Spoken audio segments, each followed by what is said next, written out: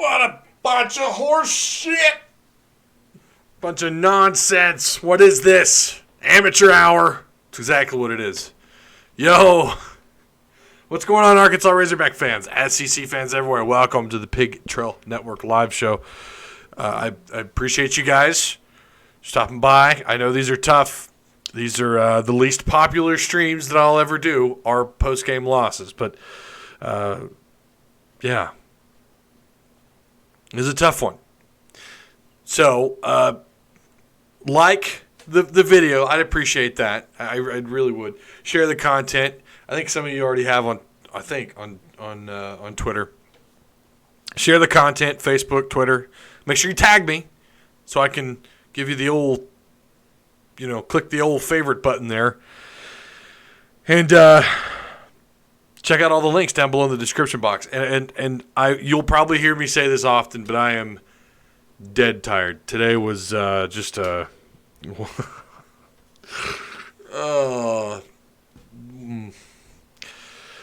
before work, during work, after work. It's just kind of been like nonstop. It's just one thing after another.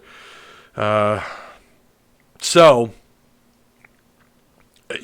thank you again for showing up. This was, I'm not going to go in on the officiating because I do think this doesn't come near the LSU game on the road, and it damn sure doesn't come near the South Carolina game. It's going to take a lot to get close to that kind of bad officiating tonight. It wasn't great officiating. I'll agree with that. But we'll have to get that out of the way because you just lost tonight. You lost because you go 6 minutes without scoring, leading into overtime. You don't get any production in overtime, and that's understandable. You don't have depth. They were done. When this thing went into overtime, you could already see Arkansas was done. They're over. And I texted a friend of mine, and he texted me first when they went into overtime, and he goes, "Do you think they have a chance in the old OT this year?" Because I think they're 1-2, is that right? This year in overtime, I might be wrong on that.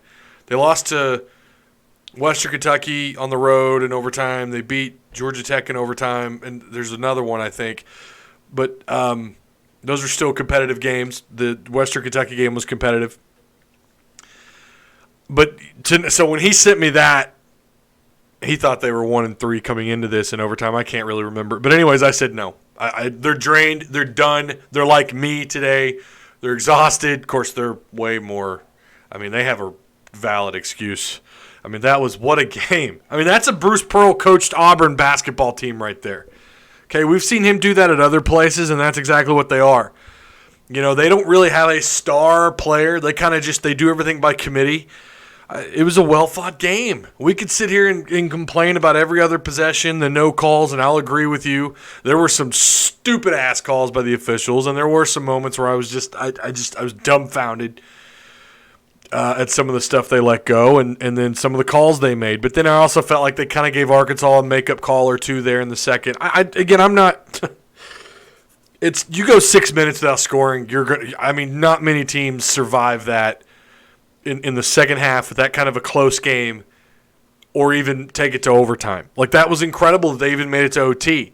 That, I think, is in itself a victory. When you consider Witt, where the hell is Witt? He's checked out. That's the last thing Arkansas needs with Isaiah Joe. By the way, we're finding out that Isaiah Joe could miss quite a bit of time. And tonight is a really good example of how you need someone to step up, but it can't just be Mason Jones. We talked about this last year back when I used to do just videos and not live streams. I talked about how if Daryl Macon or Barford or if someone disappears, someone else has got to step up. You had Bailey, what a game! Wow, Bailey Sills, what a game! So you did see some of that, but there was no one else stretching the court. No one else was knocking him down out in the perimeter other than Mason Jones. Well, I shouldn't say that. I know. Sills did. Sills was 4 of 6, but 5 of 12 from Mason. Sills stood up tonight, 14 points. I kind of thought he had more, honestly. I thought he had like 20, but no, he had 14. I think this is his game high, 14.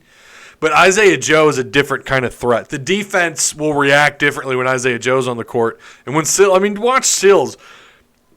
He had pressure, especially after he was knocked down like his fourth three. Then all of a sudden Auburn started to react a little bit differently. You could tell Bruce Pearl did not take Sills that serious. It was all about Mason Jones and Witt. Witt was 0 for 7 from the floor. I think that's 2 games back to back that he shot. What did he do in the last game? I forgot. Got no points. I don't know how many minutes he was on the floor tonight, but he was out there quite a bit. About the only thing he did well tonight, he had 3 steals and 7 rebounds. And he only had 1 turnover. How about Mason though? Oh no, he had 4. My bad. Okay, I thought that said 1. Okay, I thought it was at least. Yeah. Okay. Bailey tonight though. Oh my gosh, Bailey is just turning it on. Chaney had some okay moments there. After all, he had 6 rebounds. He had a steal. But he did get into some foul trouble there later on. So did Bailey. Not a whole lot of production from the bench. My kids are like right outside the door. They're supposed to be in bed. My kids are supposed to be in bed.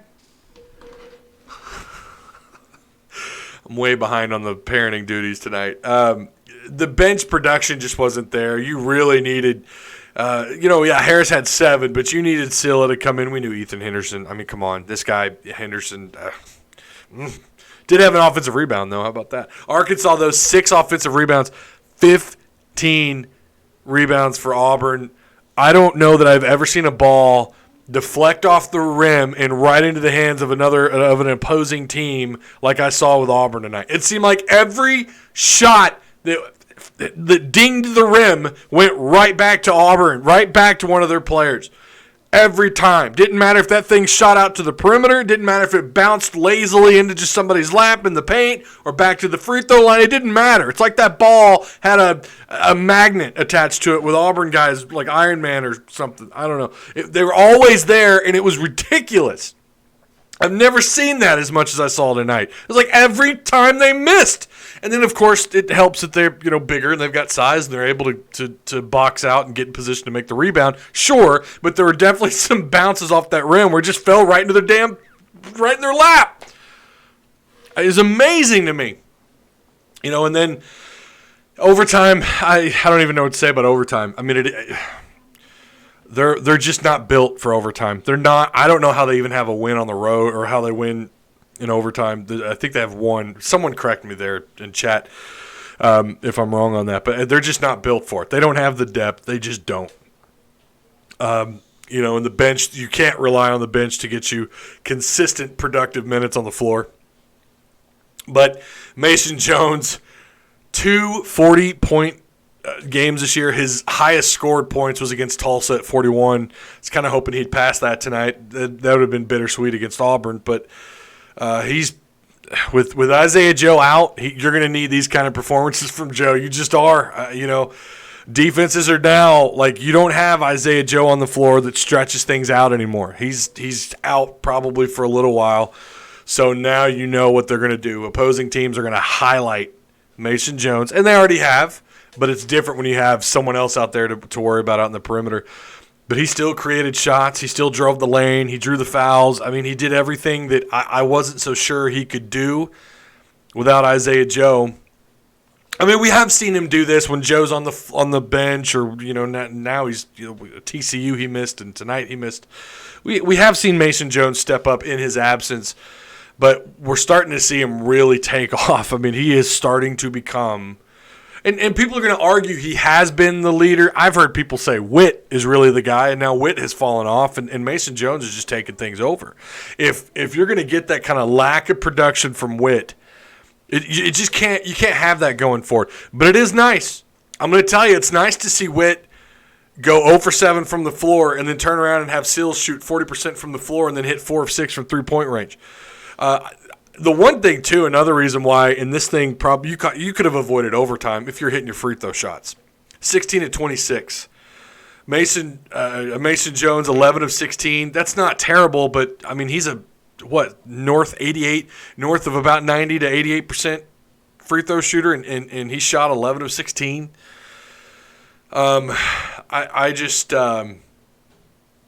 you can't have Witt disappear like that. And I think as a team, they need to shoot a little bit better from the free throw line. Bailey was over 2. Sills was 50% at 2 of 4.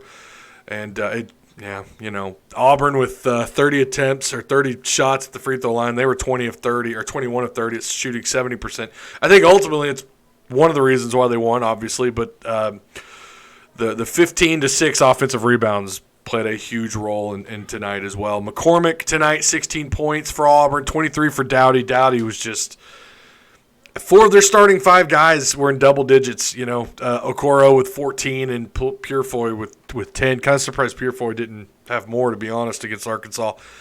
That guy nearly had a double-double. He had 9 rebounds. And Okafor had 7 rebounds with his 14 points. Yeah, it's a disappointing loss. You could rage, get as pissed off as you want about it, but it's I don't know. Jones is definitely, quote-unquote, the man. He is now. I mean, there's no question about it. He's played really well, but there's also a period of time where he was like this. You didn't know what you were getting. There's no consistency, and now he's starting to come around. Mace is riding up my favorite Hog of all time. Not at the top, but climbing, says Clayton Looney. Witt looked like the leader early on, but you're right, he's fallen off. The Hogs isn't built for offensive. I'm so tired. I'm drained. I am like, bleh. Yeah, I agree, Lorenzo. They're not. They don't have bench. They don't have production from their bench. And they don't have depth. They don't have the numbers. Neither does Auburn, really. They're a little shorthanded there, but they still have more. They still have more than Arkansas has. Vanover is good for at least 2 wins this season. I couldn't agree more. I really think it's games like these. How many games is this they've lost by 3 points or less, and you go back and it's offensive rebounding or just rebounding overall? There's no doubt in my mind. Vanover probably scrubs at least 2 wins or 2 losses, excuse me. Wood has been deciding if he's going to play good or not before the game. And I've been a Witt man all year, says Alex. Witt has been incredible up until now. He's slumping, and I hope it's not an injury. We were all kind of on Isaiah Joe's case, and it turned out he had an injury. What happened to our Hogs making turnovers? They were forcing them tonight. What did Auburn have? What did they end up with turnover-wise? 18. Arkansas turned it over 10 times. Yeah, they were forcing Sills, man. Sills. Sills ended up with 4 steals and 14 points. It's not half bad. I am mad. I'm mad. But singing day and morning. Witt plays horrible against SEC opponents, did good against bad opponents. I don't know about that, Mr. Black Bear. I don't know about that. Don't know about that. He's looked good up until just recently. All I've been asking for is for us to be competitive, and we were competitive. Justin Kipper, you are absolutely correct. These close games, stressing. Yeah, my dad was texting me about how he's just tired of these close games, how they just, he'd rather not. Yeah, 5th game they've lost by 3 points or less. Someone just texted me. Dead gummed, I can't take these close losses. I know, I'm telling you, I think Connor prevents at least 2 or 3 of those. I really do. I think you're looking at a far better SEC record with him being eligible, and I think just overall record. We almost beat number 11 Auburn in Muss's first year with no big, no bench, and a hurt Joe. I'm excited for next year. Let's see. Tony says, I don't see 6 wins anymore on the schedule. We kind of have to have 6 wins to get into the tourney. Well, you still got the SEC tournament. I don't know. We'll have to touch up on that later. They're 16-6. I don't know. Your schedule's actually not horrific after Auburn. You've got at Missouri, winnable. At Tennessee, winnable. Mississippi State, the matchup is scarce. It's a little worrisome. That's winnable. At Florida, I just never feel good at Florida. I'd probably chalk that up as an L. Missouri, winnable. You play Tennessee again, winnable. At Georgia, winnable. Hosting LSU, a team you should have beaten, despite how awfully officiated it was. You only lost by 2 points in that game. And then on the road against A&M. You don't really? Look at that. That's 1, 2, 3, 4, 5. I think there are 6 wins left on this schedule. Absolutely. 1, 2, 3, 4. I don't have my glasses on. 5, 6, 7, 8. Is it 9 games left? Yeah, I see 6. I'm going to count that again. This is going to drive me crazy.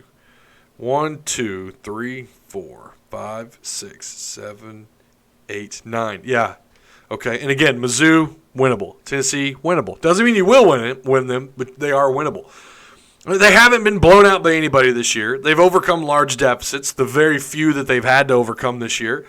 I just don't know how you look at this and don't see 6 wins. And hell, again, you don't need 6 to get to the tournament. I mean, you're sitting at 16-6. You know, get 4, 5 wins and do something in the SEC tournament. And you're NCAA tournament bound. It's going to be close. I think it's going to be close. So I don't know. It is what it is.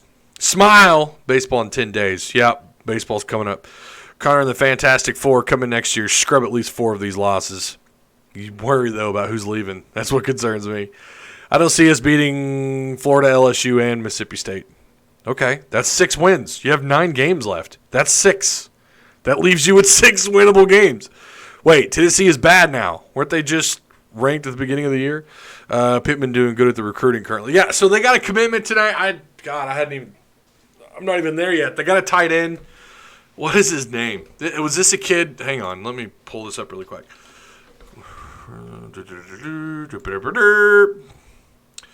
Pull up his name really fast. Oh,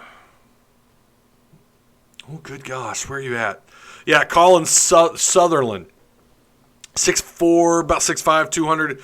I do kind of remember this guy. He had some decent offers. UNLV, UTSA, who Arkansas is competing with on another tight end. Florida State, I don't know if that's a committable offer. And New Mexico. I don't know a ton about him. He was he's I guess it's in his family. He's got a brother that played for Texas A&M and a current Miami Dolphin. Yeah, he was formerly committed to UNLV. His recruiting kind of started to go a lot better. I don't know a whole lot about him. I mean, this just kind of came out of the blue. So we will have more on him probably on Friday Hog Talk and probably on Friday night show. Who's the tight end? I didn't know. Yeah, he's a 3-star. Frederick. He's a 3-star. You can Google. You know. Come on, Frederick. Get with it. Again, 16-6 with this roster and our worst loss by 7. Muss is going to have this thing rolling with next year's roster. Yeah, I don't disagree, but you have to be a little bit concerned about what happens with Mason Jones and Isaiah Joe. Can't act like if you lose those two that everything's going to be great next year. We have to cross that bridge when we get to it. It doesn't look like to me. I mean, the NBA draft is all about potential. It's majority about potential, I should say. And he still has high potential. But right now, I think he would benefit from coming back. I really do.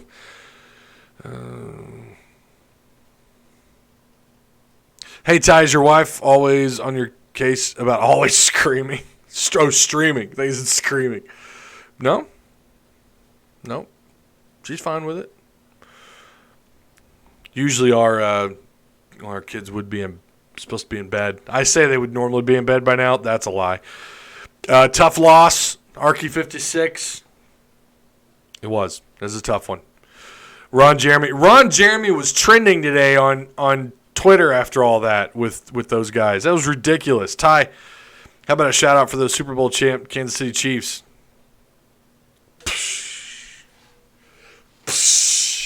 Who cares? I'm just kidding. Yeah, grats. I picked the Niners. Oh, man, what a week. Thoughts on the OU transfer? No way he came here to play special teams, right? Well, I mean, you would think that. I'm sure he came here because he's got an opportunity to see the field with how thin they are at linebacker. But that's what he was at Oklahoma. Arkansas apparently needed him on special teams pretty bad. I'm sure he's going to see some time. I don't know enough. I don't know a ton about him either. Never would have thought this team would have been this good this year, though. Props to Musselman and what he has been able to do with this team. For real, yeah, no, I agree with that. My bad. I'm usually on it, but surprisingly, I'm slipping. Frederick, It's okay. Me and you both tonight, buddy. I'm exhausted. Joe has played out of draft, in my opinion, out of the first round, but we know why now, why he was struggling. Absolutely because of an injury. And if you don't think the NBA is going to ask what on earth happened, and they say, oh, he was great, or really not great, but he was really damn good until his injury, that's going to be something that comes up in their conversation when they talk with scouts, and I'm sure they'll consider that. But I do think he's probably dropping. I don't know. I say that, and he made an award today. I didn't even get a chance to see what it was. Alex, you and your all caps. We told you earlier, Ty, you needed to say that we lost. Are you saying that I jinxed? Is that what this is? Alex, I'm not reading your all caps. You know why? Because when I ever start reading yours, then I'll have to start reading everybody's. Got to take the caps off, and then I'll start reading your questions. Already 38th before signing day. If we get close to 30, Pittman is a freaking god.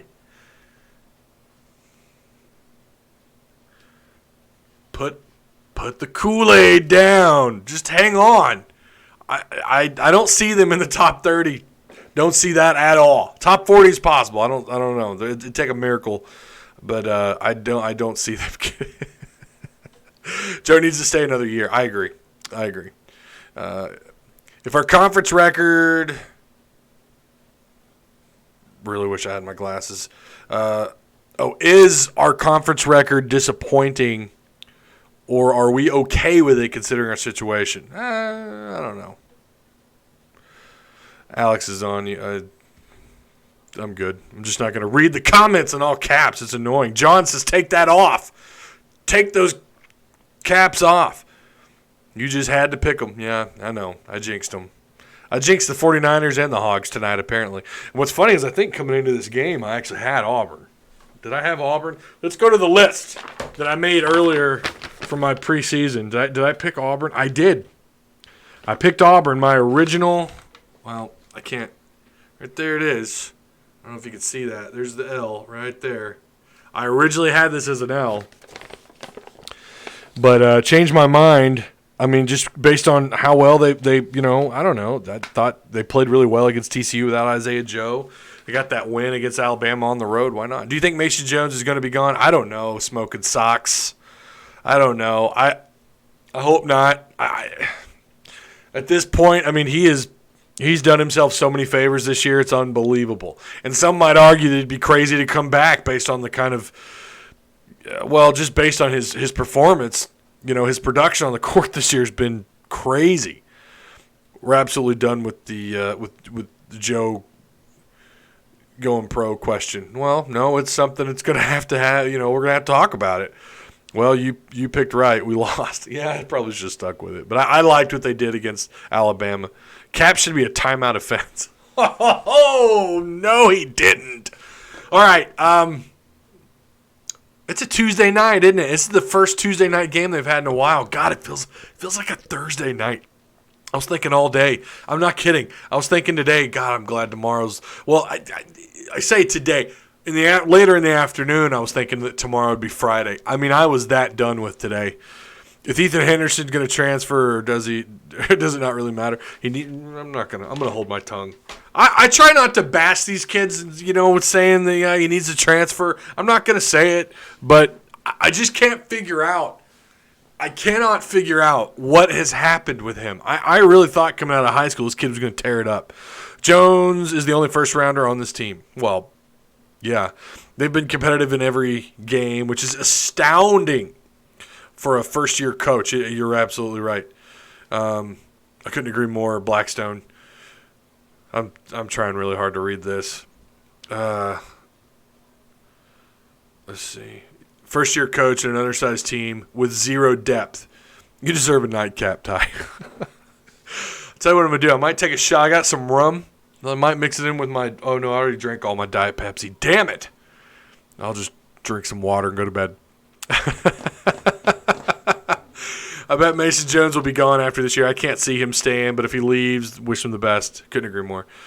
Ty had to cut away for a minute. Any idea why it took the med staff 3 weeks? I don't know, Garrett. That's a good question. I have no idea. And Musselman said in his interview that he just leaves it up to his staff, and the team doctors and everything, as far as clearing, getting these guys cleared and giving them an idea of what their health is like. I don't know why this took so long. That's really bizarre. And maybe he was playing it off like he was okay. That's a good question. I don't know. I really don't. If you're not playing on this roster, yeah, the portal is calling. Ethan, you said it, Clayton, not me. I'm not saying you're wrong though. I'd like to know that question as well, Gary. Yeah, I don't know. And you wonder how much that cost him in the long run. I don't know. I say these next 9 games are winnable, or 6 or 7 of the next 9 are winnable because of their performance tonight without Isaiah Joe and because of their performance against TCU without Isaiah Joe.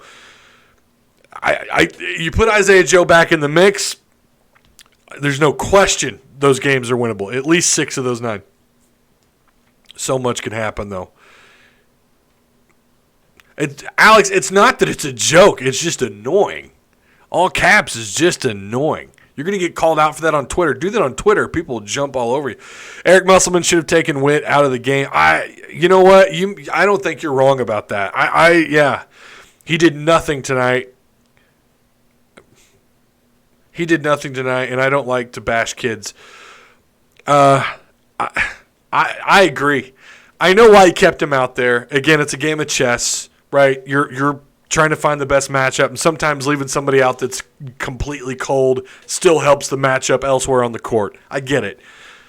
And this kind of goes back to that Isaiah Joe stuff. Remember Isaiah Joe just all of a sudden, like, he really started to slump. Like this year, he's never going to have the kind of year that he did a year ago without a low presence, without someone down low, without someone to take heat off of him down in the paint to free him up out in the perimeter, okay? But we noticed all of a sudden he's still a damn good shooter, still one of the best in the country, and then he just completely fell off the map, right? Witt, it's like the same thing.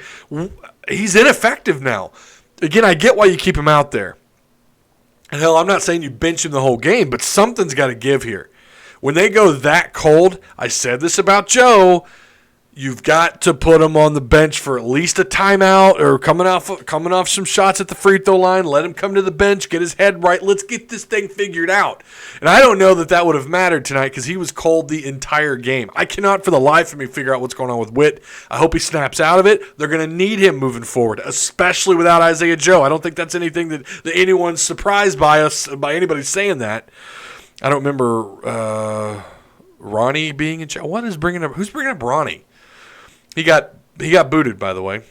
Just saying, once again, I'm not Caps Alex. If we make the tourney this year, Musselman, dude, my gosh, couldn't agree more. Absolutely. And my opinion was year one, preseason, before the conference picks, preseason it was, if he gets them to the NITs, that's a hell of a year.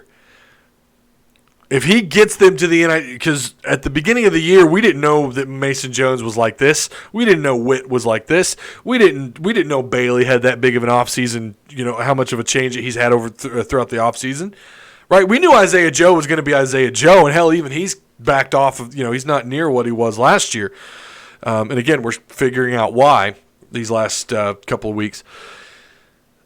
But I remember saying that, and maybe I said it here, the Hog Talk, one of the freaking shows I'm on. If you make the NITs, that's a hell of a year. And we're sitting here talking about possibly making the tournament, and not only it's a strong possibility. Lenardi, all these bracketologist guy, most everyone likes Arkansas in postseason in the NCAA tournament. That is unbelievable. If you get Mason Jones and Isaiah Joe to come back next year with Vanover, with these freshmen, with everything that's going, oh my God, next year's going to be unreal. It sucks that you lose a guy in Witt. They're going to have to free up some room somewhere, I think, because there's some rumors of some things, some guys moving around here and there. We'll have to wait and see how they space this all out in the offseason. I'm not even going to touch on that. And I hate going that far into the future, but Let's see. Wasn't wrong on Joe's surgery. Yeah, but Alex, you said that immediately following the game. That was the Alabama player they were talking about. We didn't find out until 2 days later that there was surgery that needed. Shut down the mid-range jumper and Witt disappears. Yeah, but that's still, for him to have that 15-footer, for him to have that, my speaker, that scared the hell out of me. You guys have one of these Bluetooth speakers you can get at Walmart? They're like $10. When the battery's low, battery is low. I don't know if you got these things are awesome. $10, man. Like 10 years ago, this was like $40. They're worth it though. I use it on my phone, listen to all my podcasts. You know, the Joe Rogan show, like while I'm doing stuff around the house. Fantastic. Bluetooth speakers are just amazing. Where was I? Witt though, for him to have that mid-range jumper, for him to have that 15-footer. And to be so automatic, it's just so deadly. You know, and that's not the only thing he does, though, guys. He is an excellent defender. He's in your face. It is impossible to shake him. You know, what we don't see on the offensive end, we sometimes overlook what they do on the defensive end. Getting knocked around a bit for asking us to hit better from the line. Am I being unreasonable? Kate, I must be missing something. I didn't. Are you talking about like on Twitter? I didn't see it happening in here. I think we lose Jones but keep Joe. I could see that. I could. I heard that Musselman doesn't like to play freshmen, so don't get your hopes up. Yeah, Tony, come on, man. You know he's going to play those freshmen. I mean, especially if you lose either one of Joe or Jones. It's funny how we can be so disappointed but at the same time so excited over what we're seeing in year one. Isn't it, though? I agree. Well put. Alex Strecker out here with the dropping the knowledge. I'm loving it. Pittman signing class is at number 38, ranking on 24. Yeah, we'll see where they wind up, guys. We got to remember other classes are still filling out. I think top 40 is definitely achievable. I think we all know that. Top 30 still seems like a bit of a stretch. Kate says not here. Oh, I'm sorry. I don't think you're. Let me read your getting knocked around a bit for asking us to hit better from the line. Am I being unreasonable? No, you're not being unreasonable. No. And ultimately, you could actually. I think you can look at had Mason had he at least shot his normal percentage, especially at home at the free throw line, you probably won this thing in regulation. So not going to play Moses Moody and KK and Jalen. Hilarious. Yeah, I can't. I don't. Yeah, those guys are going to see the court next year. I don't know. Maybe I'm wrong. I was damn sure wrong about tonight, and I was damn sure wrong about the Super Bowl. The Breakfast Club worked this summer. I'm hoping the boys will renew it for work on free throws. Prediction for football record. Oh, I'm not going there. That is way too soon. We'll get there. Post-spring. We'll start getting into it a little bit more about the predictions. I'll read one more here. For his first year, you can be excited for what he has done with us being picked last in the SEC. Yeah, they were picked bottom of the SEC. Everybody, including this guy, picked them near the bottom. I don't think that everybody was.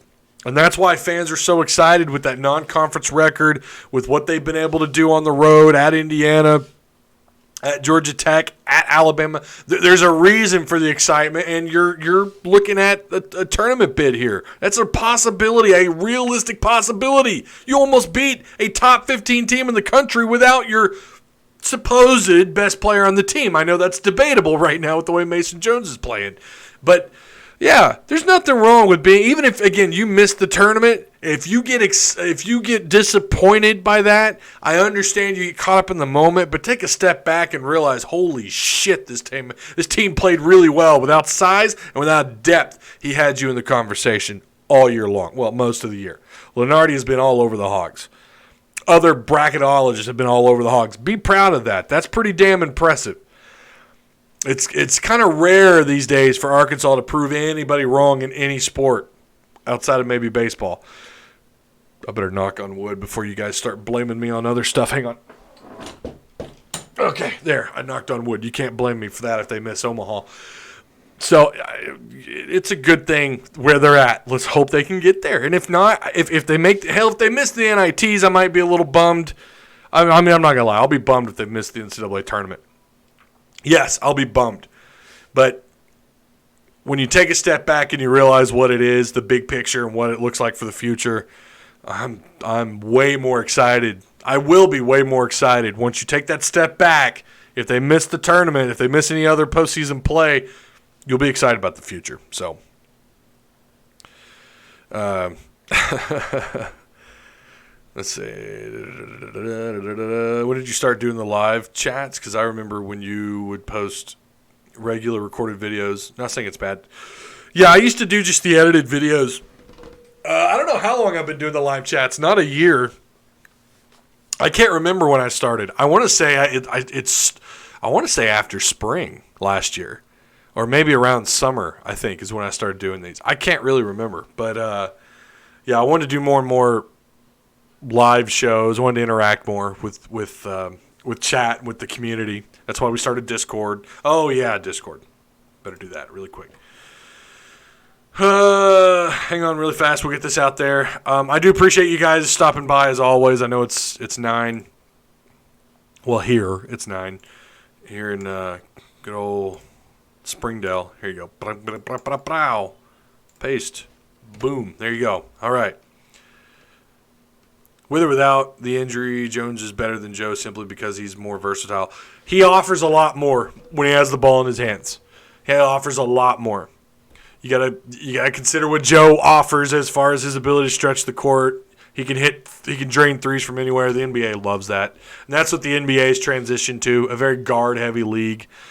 A lot of that's the transition now, and he fits that role. Mason Jones will get drafted. Where? I have no idea. He needs to come back, no doubt. I agree with everyone, but you have to consider when he's on.